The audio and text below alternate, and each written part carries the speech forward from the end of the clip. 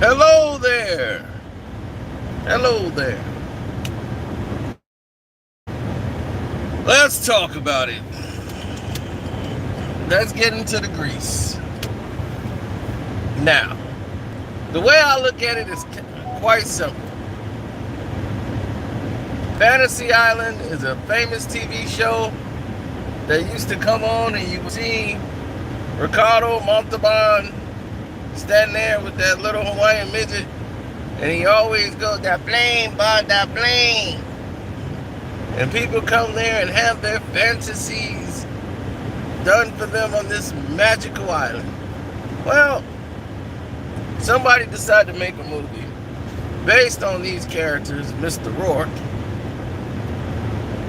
played by Michael Pena, and Tattoo is the other character that we don't see on the show. So I'm like, where's Tattoo? Anyway, these guys show up and they start partying it up and living out their fantasy on Fantasy Island. And things are not going as seen, as fantasies got to play out all the way to the end, the way they're supposed to. So, the island has magical powers. There's some magical waters where you can have this reality life. You can have all these things that, you don't normally see. And all the regrets that you had, you could actually change. Thanks, Kel. Yeah, it's at the movie theater right now. And you know what? It's not a bad movie. Fantasy Island is not a bad.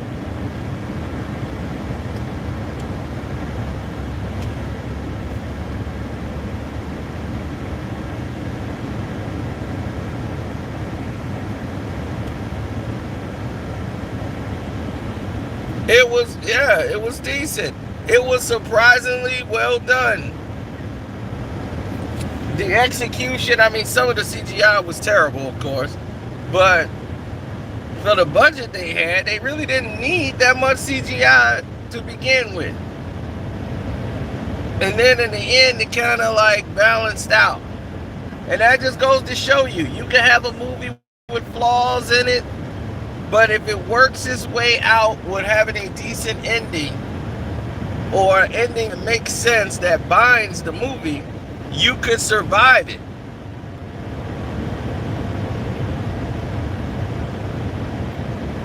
You could survive it. So the movie had some twists, it had some turns, it was, I wouldn't say creepy, it's more of a thriller, a suspense thriller, more than it is anything else. But you get it. You understand this film.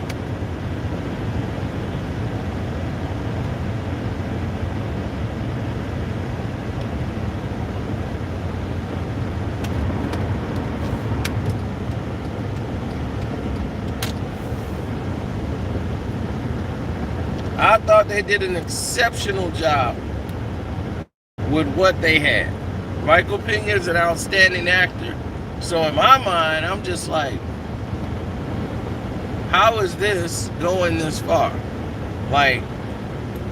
How is anyone, and I do mean anyone,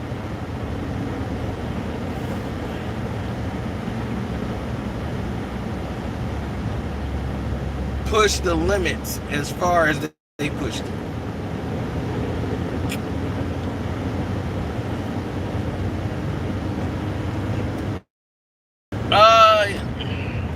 Two different type of movies. Gretel and Hansel, they executed what they wanted. They were more into creepy sounds, and they were trying to make a horror movie and to terrify you. This was more of a movie that's more like an action movie more than it is a horror movie. It has some suspense, but Gretel and Hansel was more like a psychological thriller with scary, ominous sounds and visuals that are terrifying. No visual in this movie is terrifying.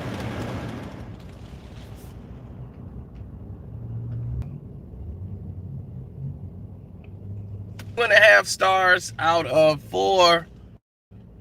My review for Fantasy Island.